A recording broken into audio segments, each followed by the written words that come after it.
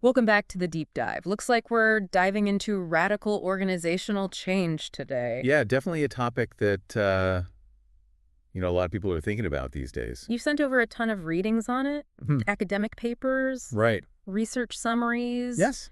even some personal notes. Hopefully some interesting stuff in there. Yeah, it looks like you're really trying to wrap your head around this whole idea of shaking things up.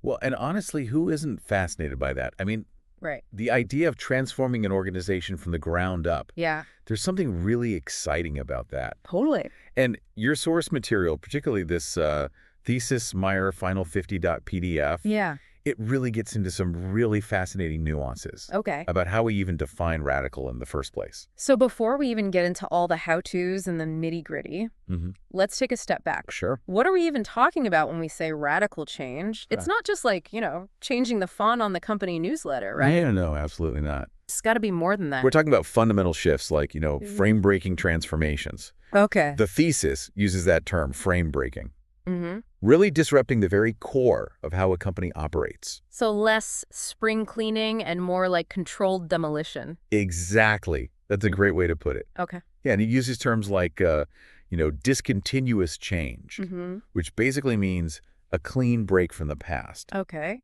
And then you've probably heard of the term paradigm shift. Oh, yeah. Vaguely remember that from college. Right, remember Thomas Kuhn? Yeah, I think. All that, yeah. Well, your source material actually connects that idea to how businesses evolve. Okay. I'm going to be honest with you. All these academic terms. Yeah. Sometimes they make my head spin a little bit. I know. They can be a little much sometimes. Can you give me a real-world example? Sure. Like, what would a paradigm shift actually look like in a business? Well, think about the rise of e-commerce. That was a paradigm shift, right? Yeah. It forced traditional retailers to completely rethink their business models. Yeah. Suddenly, brick-and-mortar stores were competing in a whole new world. Right. And those who didn't adapt, well, we all know what happened to them. Yeah, a lot of for lease signs. Exactly.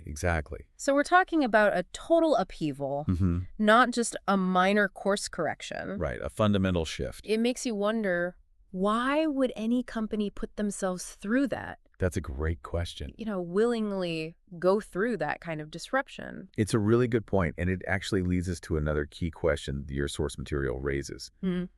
What are the driving forces behind radical change? Okay. Is it always a last resort? Yeah. A desperate attempt to save a sinking ship? That's what I've always kind of assumed. Right. Like the fact that you're digging into all this with me Yeah. is just there might be more to it. There is. Right. Absolutely. The research, especially these interviews with all these experienced change agents, they paint a much more nuanced picture. Okay. Declining performance is definitely a major driver, no doubt about it. When a company's hemorrhaging money, they need to take drastic action to stop the bleeding, right? Right. But there are also other scenarios where radical change isn't just about survival, it's about seizing opportunities, Mm-hmm. pushing boundaries. So it's not always change or die. Right. Sometimes it's change to thrive. Exactly. For instance, think about the rise of a disruptive new technology. Mm-hmm. Suddenly, a company that was once a leader in its field is facing an existential threat, right? Yeah. To survive, they need to completely rethink their approach, Okay. embrace that new reality, even if it means shaking things up dramatically. I'm starting to see how this goes way beyond Mm-hmm. just cutting costs or, restructuring a department or two. Right. We're talking about a fundamental shift in mindset. Absolutely, yeah. Okay. And that brings us to what might be the most interesting aspect for you, given your interest in the human side of business. Mm-hmm. How do you actually get people on board with such a massive change? Yeah. Because, let's be honest, Yeah. most of us are creatures of habit. Oh, absolutely. Change can be scary, Mm-hmm. even when it's for the better. Even when it's for the better. Yeah, absolutely. Right. I still haven't gotten used to the new layout of my grocery store. Exactly. That's a relatively minor change compared to what we're talking about. Right, exactly. And that's where the insights from these change agents in your source material get really valuable. Yeah. They've been in the trenches. Mm-hmm. They've dealt with this messy reality of getting people to not just accept change, Right. but to actually embrace it. Okay. And one thing that really jumped out at me from the interviews was this emphasis on empathy. Okay. It's not just about dictating change from the top down. Yeah. It's about understanding people's fears, Mhm. their concerns, and helping them navigate that transition. Yeah. Yeah, you can't just expect people to blindly follow along. Right. And Especially when you're talking about these fundamental shifts exactly. in how they work and Yeah. even how they see the company. Absolutely, yeah. Okay. One change agent in your research, he put it this way. He said, uh, before you can change a system, Okay. you have to understand the people living within that system. Okay. And he describes how he spent weeks just listening to employees' concerns before he even proposed any specific changes. Wow. And that act of empathy, Yeah. it helped build trust, Right. and it paved the way for a much smoother transition.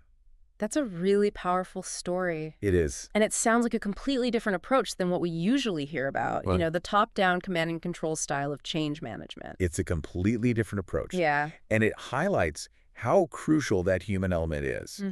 It's not just about changing charts and graphs. Yeah. It's about changing minds and hearts. Right. And that's where things get really interesting. Right. Because you're dealing with a whole range of personalities, motivations, Yeah. levels of resistance. Okay, so I'm already starting to see how complex this whole process can be. It's complex. And we're just scratching the surface here. Absolutely. But before we get too deep into the weeds, Sure. I'm curious to hear more about those different levels of resistance that you mentioned. Okay. Because let's be honest, no Yeah. matter how empathetic you are as a leader, Right. there are always going to be some people who just dig in their heels Yeah. and resist change, right? Like, that's absolutely true. Okay. And your source material doesn't shy away from that messy reality. Okay.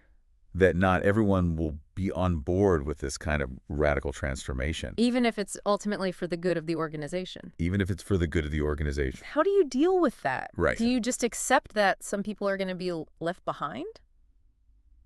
It's a tough question. Oh. And there's no easy answer. Okay. But the change agents interviewed in your research, they offer some valuable insights. Okay. They talk about the need to address resistance head on, to understand the root causes, and to develop strategies for bringing as many people along as possible. So it's not about forcing people to change. It's Right. about creating an environment where they can choose to embrace it. Exactly. Okay. And that requires a delicate balance Yeah. of communication, empathy, Okay. and frankly, a bit of tough love sometimes. Right. Because there are times when, for the good of the organization, Yeah. some people might need to move on Right. if they're truly unable or unwilling to adapt. Okay, I'm starting to see how challenging this whole process can be. It is challenging. But it also sounds incredibly rewarding Yeah. to be a part of such a fundamental transformation. It can be. It's almost like being an organizational therapist, helping a company confront its deepest fears and unlock its hidden potential. That's a great analogy. Yeah. It speaks to the critical role of leadership in guiding this whole process. Speaking of leadership, your source material also delves into different approaches to change management. Yeah. Planned versus emergent change. Right. It's like comparing a meticulously crafted recipe to a free-flowing jazz solo, right? That's a great way to put it, yeah. Okay. And you've probably heard of those famous step-by-step change models, Right. like Kotter's 8 steps, for example. Mm-hmm. But how much do those actually play out in the real world? Yeah, that's a good question. Well, the change agents interviewed for this research, they were surprisingly skeptical Oh, really? of rigid frameworks. Interesting. Yeah, they acknowledged the value of having a plan, Mm-hmm. but they really emphasize the need for flexibility, Okay. intuition. They say each organization is unique. Right. So the change process can't be a one-size-fits-all approach. Mm. They compare it to jazz. Okay. You have to know the basic melody. Yep. But you also have to be able to improvise Right. and respond to the energy of the moment. It makes you wonder, how do you even measure success in such a fluid environment? Right. I mean, obviously financial results matter, Yeah. but it sounds like there's more to it than just the bottom line. There is. Right. Absolutely. Oh. And your source material goes beyond those numbers. Okay. It explores those less tangible but equally important signs of success. Okay. I'm intrigued. Tell me more. Well, one thing that really struck me was how many of them talked about the human outcomes, Okay. like a renewed sense of energy and purpose, Yeah. individuals stepping outside their comfort zones, Yeah. embracing growth, Okay. even just seeing people smile again. So they're talking about a cultural shift, a revitalization that goes deeper than just numbers on a spreadsheet. Exactly. Hmm. And while those things might be harder to quantify, Yeah. they can be the most meaningful indicators of a truly successful transformation. Okay. I'm starting to see the bigger picture. Good. It's not just about surviving change. It's about using it as a springboard for growth and renewal. Exactly. But I have to admit, it still feels a little overwhelming. I understand. It's a lot to take in. Yeah. But what's fascinating is how those intangible outcomes often tie back to the drivers of change we discussed earlier. Okay. Remember how we talked about organizations becoming complacent? Right, clinging to those sacred cows you mentioned. Exactly. Yeah. Well, a successful radical change can actually break through that complacency. Okay. It can inject that much-needed dose of energy and innovation. Yeah. It can shake people out of their routines, inspire them to think and act in new ways. So it's not just about fixing what's broken. Right. It's about unlocking that hidden potential. Exactly. And creating a more dynamic and engaged workforce. That's a great way to put it. Yeah, that's pretty inspiring. It is inspiring. Okay. And to do that, your source material highlights the importance of understanding the unique personality of each organization. Wait a minute, a company can have a personality. Think about it. Okay. Every organization has its own culture, values, Right. ways of doing things. Yeah. Some are very hierarchical and risk-averse, while others are more collaborative and experimental. Okay. And those characteristics Yeah. can either help or hinder that change process. So a change agent needs to be a bit of an organizational psychologist, figuring out what makes this corporate being tick. Exactly. Okay. And that's where those interviews with the change agents get really insightful. Okay. They talk about the need to assess an organization's readiness for change, its capacity to adapt and embrace new ways of thinking. It makes me think of a doctor diagnosing a patient before prescribing treatment. Right, You wouldn't give the same medicine to someone with a broken leg right. as you would to someone with a cold. That's a great analogy. And just like in medicine, Yeah. there's no one-size-fits-all solution in organizational change. The approach needs to be tailored to the specific needs and characteristics of each patient.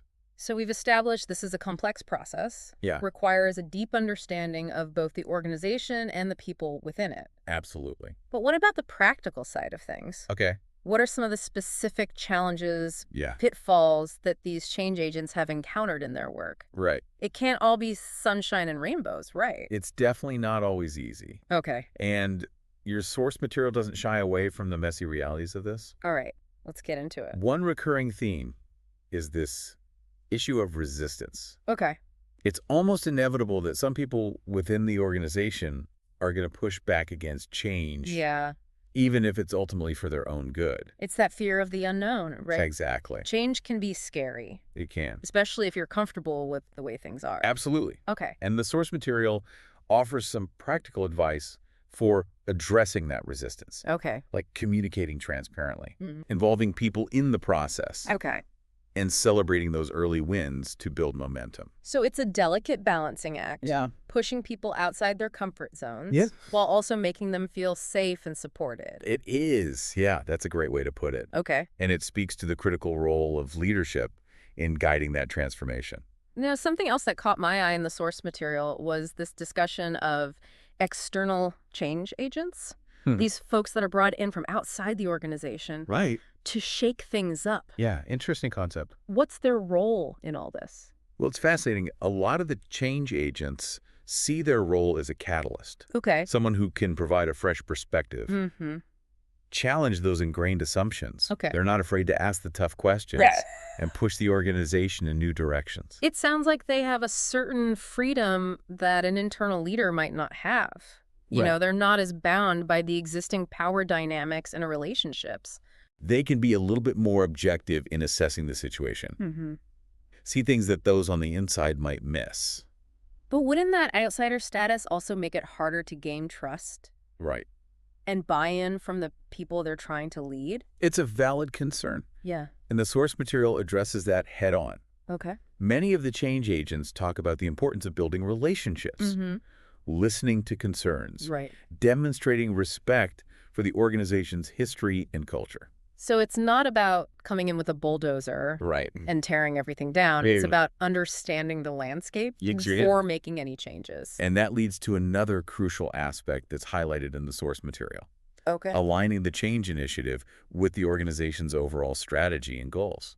So radical change isn't just about making random changes for the sake of it. It needs to be part of a bigger plan. Okay, that makes sense. And it's important to measure success, not just in terms of those financial outcomes, Right. but also how well the changes support the long-term health and sustainability of the organization. Okay, but how do you measure something as intangible as sustainability? It's definitely more challenging than tracking profits or market share. Right. But the source material offers some thought-provoking perspectives on this. Okay, like what? Well, one recurring theme is this idea of internalization. Okay. Have the changes become so deeply embedded in the organization's culture and processes Yeah, that they continue even after the change agent has moved on? that's a great point. Right. It's like teaching someone to fish rather than just giving them a fish. Exactly. You want those changes to have a lasting impact, Right. become part of the organization's DNA. And that ties back to the idea of empowering people. Mhm. Give them ownership of the change process. Speaking of ownership, I'm curious what the source material says about the role of individual employees in driving radical change. That's a great question. I can't all be top-down. It's not all top-down. And the interviews provide some interesting perspectives on this. Right. One recurring theme is the importance of identifying and empowering champions within the organization. Champions, like people who are naturally enthusiastic about change, Exactly. can rally others to the cause. They're often the ones who can bridge that gap between leadership and the front lines, translating the vision into action, Okay. building that grassroots support for the changes. So it's about finding those sparks of enthusiasm Right. and fanning them into a flame. That's a great way to put it. Okay. Yeah. And it highlights the importance of recognizing and rewarding those individuals who embrace change and contribute to its success. So we've talked about the why of radical change, the different approaches, the challenges, even the role of individuals. It's been a fascinating journey so far. It has been, yeah. And it raises an important question. What does all this mean for you? Ooh, that's a good one. How can you apply these insights to your own world, whether you're leading change or navigating it as an individual contributor? That's a great question, and one that I'm sure you're eager to explore. Absolutely. The source material doesn't offer any easy answers, Right. but it provides a framework for thinking about change in a more nuanced and strategic way. One key takeaway is that radical change. It's rarely a neat, linear process. Yeah. It's messy. It's unpredictable. Right. And it requires this delicate balance of strategic thinking Yeah. and human understanding. But as we've seen from the stories shared by those change agents, Right. it can also be incredibly rewarding. It can be. It can revitalize an organization, unlock hidden potential, Yeah. create opportunities for growth and innovation. Absolutely. And ultimately, it's about more than just surviving. It's Right. about thriving in a world of constant change and disruption. That's a great point to reflect on. Okay, thriving in a world of constant change. Yeah. Sounds a bit daunting, It can be. especially for those of us who aren't naturally wired to embrace upheaval. I understand. Okay. And your source material acknowledges that. Okay. But it also offers some practical tips and strategies for navigating change. Yeah. Even if you're not a seasoned executive or a professional change agent. That's good to hear. Do tell. Well, one recurring theme is this importance of staying informed. Okay. Read industry publications, attend conferences, Yeah. talk to people in your field, Yeah. whatever it takes to kind of keep your finger on the pulse of what's happening. So don't bury your head in the sand. Exactly. It's about being proactive and anticipating change Right. rather than just reacting to it. Absolutely. And it's also about building your network, Okay. connecting with people who can offer different perspectives, insights, Yeah. who can challenge your assumptions Right. and help you see things in new ways. Like having a diverse team of advisors. Exactly. People who can offer different points of view, help you make those more informed decisions. And don't be afraid to ask questions. Yeah. If you don't understand something, speak up. It's about taking control of your own learning Exactly. rather than just being a passive recipient of information. Right. I like that. And remember, change can be an opportunity for growth. Yeah. It's a chance to learn new skills, expand your horizons, and step outside that comfort zone. It's like that saying, what doesn't kill you makes you stronger. Exactly. And even if that change process is challenging, Yeah. it can ultimately lead to a more fulfilling and rewarding career.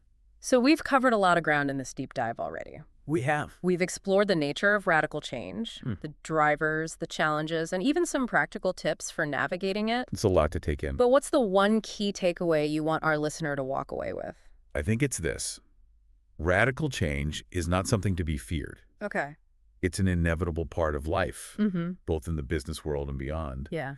And while it can be disruptive and challenging, Mm-hmm. it can also be a powerful force for growth, innovation, and progress. That's a great point. And it leaves us with something to ponder. Okay. How can we embrace change as a force for good, both in our professional lives and in the world around us? As a final thought, remember that radical change often starts with a shift in perspective.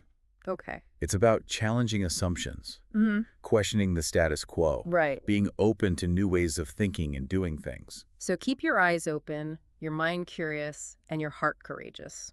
I like that. You never know what amazing transformations might be just around the corner. You never know. Thanks for joining us on this deep dive into radical organizational change. Absolutely. Thanks for having me. It's interesting how this whole idea of thriving amidst radical change kind of ties back to something we were talking about earlier, Okay. that unique personality of each organization. Oh, right. You were saying how every company is kind of like a living, breathing organism Yeah. with its own quirks and habits. Yes. I have to admit, I'm still wrapping my head around that concept. Yeah, it might sound a little abstract at first, A little bit. but think about it. Okay. Some organizations are just naturally more hierarchical. Mm-hmm. Others are flat and collaborative. Right. Some are obsessed with data and metrics, Yeah. while others are driven by gut feeling and intuition. Okay. And these kind of ingrained characteristics, this personality, it can really either help or hinder their ability to navigate these kinds of massive changes. So are you saying some companies are just better equipped to handle these upheavals than others? Yeah, I mean, some were kind of born to be chameleons, Okay. while others are more like, well, dinosaurs. All right. I like that analogy. And that's where those interviews with those experienced change agents, Mm-hmm. they get really insightful. Okay. They talk about the importance of assessing an organization's readiness for change, Hmm. its capacity to adapt, to embrace those new ways of thinking. So it's not just about having a brilliant plan Right. or a charismatic leader. It's about understanding the fabric of the company, Yeah. the DNA that makes it tick. It's almost like you need to be an organizational therapist, Mm-hmm. diagnosing the patient before you can prescribe the right treatment. Exactly. And just like in medicine, Yeah. there's no one-size-fits-all solution. Okay. The approach needs to be tailored to the specific needs and characteristics of each patient. That makes a lot of sense. Yeah. But it also sounds incredibly challenging. It is. I mean, where do you even begin to assess something as intangible as an organization's personality or its readiness for change? Well, one of your sources, this research paper titled Organizational Change Capacity, a multi-level review. Okay. It dives deep into this. Okay. It talks about looking at factors like leadership style, Mm-hmm. communication patterns, Okay. the overall culture of decision-making. Right. Are decisions made top-down, or is there a more collaborative approach? Yeah. How open are people to new ideas, Mhm. challenges to the status quo? These are all clues Mhm. to an organization's capacity for change. Okay. That's starting to paint a clearer picture. Good. But let's get back to those practical challenges you mentioned earlier. Sure. Because no matter how well you understand an organization's personality, Right. there are bound to be bumps in the road Oh, when you're trying to implement such a massive change. You're absolutely right. And your source material doesn't shy away from those messy realities. Okay, good. One recurring theme is this issue of resistance. Yeah. It's almost inevitable that some people within the organization are going to push back, Mm-hmm. even if it's ultimately for their own good. It's that fear of the unknown, right? Exactly. Change can be scary, It can be very scary. especially if you're comfortable with the status quo. Absolutely. Okay. And one executive in the research, he put it this way. Okay. He said, people don't resist change. Mm-hmm. They resist loss. Loss, okay. Yeah, they're afraid of losing their jobs, Right. their status, their sense of competence. And sometimes that fear can manifest as resistance, Mm-hmm. even sabotage. Wow. That's a really powerful insight. It is. It's something to really keep in mind. So how do you, as a change agent, navigate those waters? Right. How do you address that resistance without creating even more turmoil? Well, your source material offers some practical guidance on this. Okay, good. One common theme is this importance of transparency and open communication. Okay. People are much more likely to accept change if they understand the rationale behind it. Mm-hmm. and feel like they've been part of the process. So instead of dictating changes from the top down, Right. it's about involving people in the conversation, Mm-hmm. getting their input, Yeah, and addressing those concerns head on. exactly. Another strategy mentioned in the research is celebrating those early wins. Okay. When people see tangible evidence that the changes are actually working, Mm-hmm.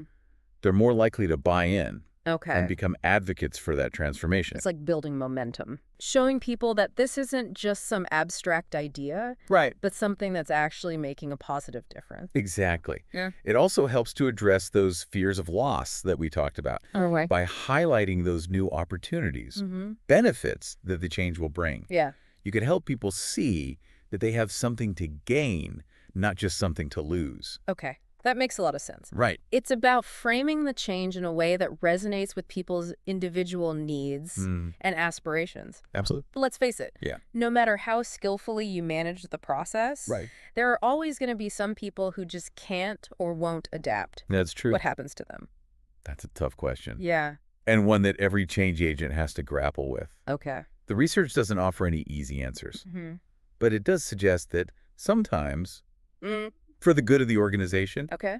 certain individuals might need to move on Right. if they're truly unable or unwilling to embrace that new reality. That sounds incredibly difficult, It is. both for the organization and for those individuals involved. It's never easy. Yeah. But as one executive in the research put it, sometimes you have to make tough decisions to create space for new growth. Okay. Holding on to people who are actively resisting. Yeah. It can actually hinder the progress of the entire organization. Oh, okay. That makes sense, even if it's not an easy pill to swallow. It's not. So we've talked about the importance of understanding an organization's personality, the challenges of resistance, Right. the delicate balance of communication and empathy. It's a lot. But I'm still curious about those external change agents you mentioned earlier. Okay. What makes them so effective at driving radical transformation?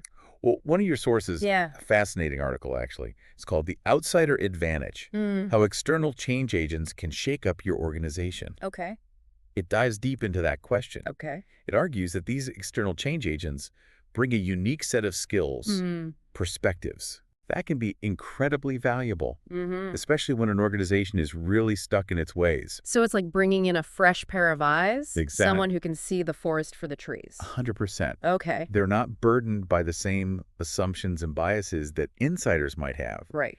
And they're often more willing to challenge the status quo, Okay. push for those bold, even radical solutions. It sounds like they have a certain freedom Maybe. that an internal leader might not have. Absolutely. They're not as constrained by those existing power dynamics and relationships. Exactly. They can be more objective in assessing the situation, see things that those on the inside might miss. But wouldn't that outsider status also make it harder to gain trust and buy-in? It's a valid concern, Yeah. and the article addresses that head on. Okay. It argues that successful external change agents, they're really skilled at building those relationships, listening to concerns, Okay. demonstrating respect for the organization's history and culture. So it's not about coming in with the bulldozer and tearing everything down. Absolutely not. It's about understanding the landscape Yes. before making any changes. And that leads to another crucial aspect highlighted in the article, Okay. aligning the change initiative with the organization's overall strategy and goals. So radical change isn't just about making random changes for the sake of it. No, it's got to be strategic. It needs to be part of a bigger plan. Exactly. And it's important to measure success, Okay. not just in terms of financial outcomes, Right. but also in terms of how well the changes support that long-term health and sustainability of the organization. Okay. That makes sense. But how do you measure something as intangible as sustainability? It's definitely more challenging than tracking profits Yeah. or market share. Right. But the article offers some thought-provoking perspectives on this. Okay. I'm listening. One key indicator is whether those changes have become so deeply embedded Okay. in the organization's culture and processes that they continue even after the change agent has moved on. That's a great point. Right. It's like teaching someone to fish rather than just giving them a fish. Exactly. You want those changes to have a lasting impact. Right. Become part of the organization's DNA. And that ties back to the idea of empowering people, giving them ownership over that change process. Okay. One of the most powerful things an external change agent can do Yeah. is to plant those seeds for sustainable change. Hmm. Create a culture where innovation and adaptation are ongoing, Okay. not just these one-time events. That's a really inspiring thought, It is. but it also makes me wonder, if we're talking about building a culture of change, Yeah. it can't just be about a select few leaders or change agents, Right. right? It can't. It has to involve everyone in the organization. You're absolutely right. Okay. And one of your sources, a research summary called Empowering Employees for Radical Change. Okay. It focuses specifically on the role of individual employees in driving transformation. Okay, interesting. It argues that even small acts of initiative and innovation, they can have this ripple effect throughout the organization, Okay. helping to create a more dynamic and adaptable culture. So we're talking about empowering people at all levels Yes. to embrace change, to become agents of transformation in their own right. Exactly. And the research highlights some specific strategies for doing this. Okay, like what? One is to create opportunities for employees to share their ideas and perspectives, Okay. whether it's through suggestion boxes, innovation labs, or just by encouraging that culture of open dialogue. So it's about breaking down those traditional hierarchies and creating a more democratic approach to change management. Exactly. Another strategy mentioned in the research is to provide employees with the training and resources they need Okay. to adapt to those new ways of working. So upskilling, reskilling. Exactly. This can include everything from technical skills training to leadership development programs Okay. that help people embrace a more agile and adaptable mindset. It sounds like we're talking about a fundamental shift in the way organizations think about change. Yeah. From something that's imposed from the top down Right. to something that's embraced and driven by everyone. That's a great way to put it. Yeah. And it ties back to one of the key themes that emerges from all of your source material. Okay. This idea that successful radical change, Mm-hmm. it's not just about strategy or process. Yeah. It's about people. People. Okay. It's about understanding their fears, their aspirations, Right. and their incredible capacity for adaptation and growth. Wow, we've covered a lot of ground in this deep dive. Yeah. From the theoretical foundations of radical change Yeah. to the nitty-gritty of how it actually plays out in real organizations. Absolutely. And I have to say, it's been a fascinating journey, It has. but I'm still a little overwhelmed by the sheer complexity of it all. I understand. What's the one key takeaway you want our listener to walk away with? That's a great question. And I think the most important message is this. Radical change is not something to be feared. Okay. It's an inevitable part of life, Mm-hmm. both in the business world and beyond. Mm-hmm. And while it can be disruptive and challenging, Yeah. it can also be this incredible force for good, Okay. driving innovation, growth, and progress.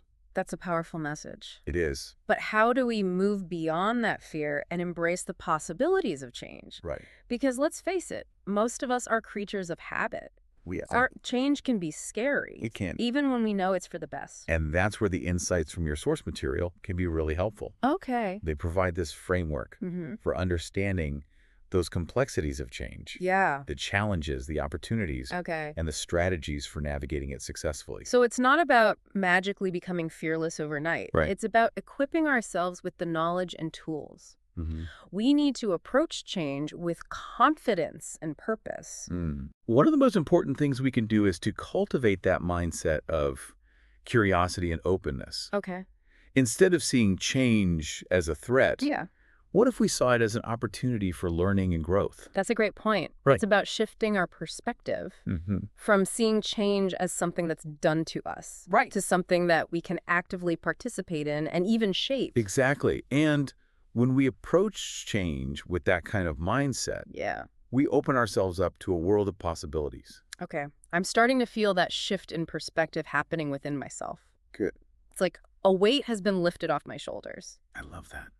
But I have to admit, I'm still curious to hear more about how this all plays out in the real world. Okay. I mean, we've talked a lot about theory and research. Yeah, the academic side of things. But what about the lived experiences of people who have actually gone through these radical changes? Right. What are their stories? That's a great question. What lessons have they learned? And it leads us perfectly to some of the most compelling material in your stack of sources. Okay. The personal stories Okay. and anecdotes of change agents and employees Yeah. who have navigated these transformations firsthand. Okay, I'm all ears. All right.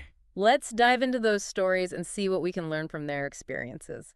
So we're ready for some real-world stories Right. about radical change. Yeah, let's get into it. You know, the stuff that doesn't always make it into those academic journals. Right, the messy human side of transformation. Exactly. Well, one of your sources is a collection of interviews with people who've been through it. Okay. It's called Voices of Change, Real Stories of Organizational Transformation. Voices of change. Okay. Yeah. What kind of stories are we talking about? Well, there are stories of triumph, Like, like this marketing manager who led her team through a complete digital overhaul, wow. even though half of them barely knew how to use social media when they started. That's impressive. What was her secret? Well, she talks about the importance of patience, Okay. persistence, and a healthy dose of humor. Okay. She said she basically treated it like a massive training exercise, Mm-hmm. broke down those complex tasks into smaller, manageable steps, Right. and celebrated every little victory along the way. It sounds like she was a master of not just managing change, Right. but managing people's anxieties, Mhm. uncertainties. Exactly. And that's a recurring theme in these stories. Okay. The importance of human connection, empathy, and support.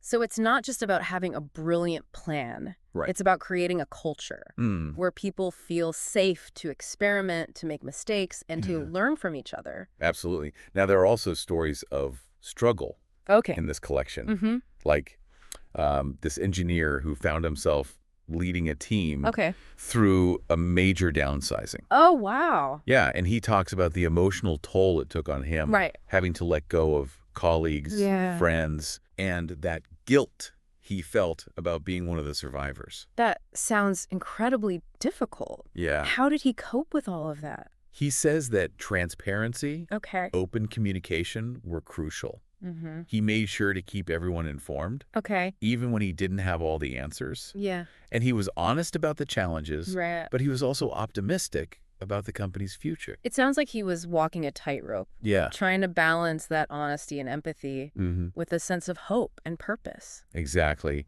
And he says one of the most important things he learned was the power of listening. Okay. He made himself available to anyone who wanted to talk, Right. whether it was to vent, share their fears, or just to process what was happening. It's amazing how those simple acts of human connection can make such a difference during those times of upheaval. Absolutely. It reminds me of something we talked about earlier. What's that? The importance of seeing change, not just as the strategic challenge, Right. but as a human experience. 100%. And these stories really bring that idea to life. Yeah. They show us that radical change isn't just about numbers and processes. It's about people's lives, their dreams, anxieties, their resilience. Okay, so we've heard about empathy, communication, building a supportive culture. Right? But what about some practical tips? Okay. Are there any specific strategies or tools that these change agents found helpful? Yeah, one recurring theme is this idea of breaking down complex changes into smaller, more manageable steps. Right. It makes the process less daunting. It allows for feedback and course correction along the way. So instead of trying to boil the ocean, Right. take it one bite at a time. Exactly. Another strategy that came up repeatedly was finding and empowering those champions. Oh, yeah, those folks who are naturally enthusiastic about change. Exactly. They can play a crucial role in communicating that vision, Mm-hmm. addressing concerns, celebrating those successes. So building a network of change agents, not just relying on a few leaders at the top to drive the transformation. Exactly. And one final tip that stood out to me Okay. was the importance of celebrating successes, even those small ones. Right, right. During times of change, it's easy to get bogged down in the challenges and setbacks. Yeah, absolutely. But it's so crucial to acknowledge that progress, Mm, give people a sense of accomplishment, right. keep that momentum going. It's like that saying, celebrate the small wins, Yes. because they will eventually lead to big victories. 100%.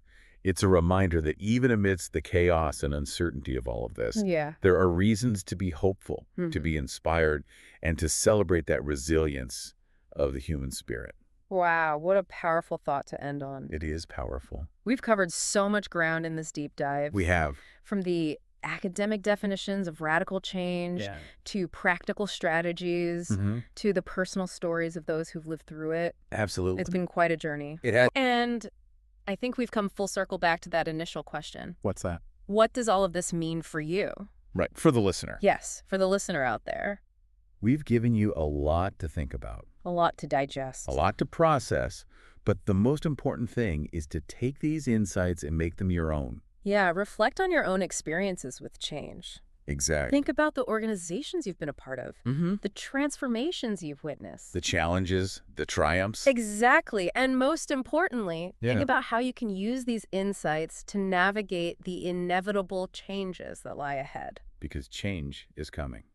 Change is constant. It is, whether in your professional life or your personal journey. Because change is not the enemy. Ixnay. It's an opportunity to learn, to grow, and to create something new and meaningful. So embrace the challenge. Yeah. Stay curious. Be curious. And remember, Yeah. you have the power to shape your own future. Thanks for joining us on this deep dive into radical organizational change. Well, absolutely. It's been a pleasure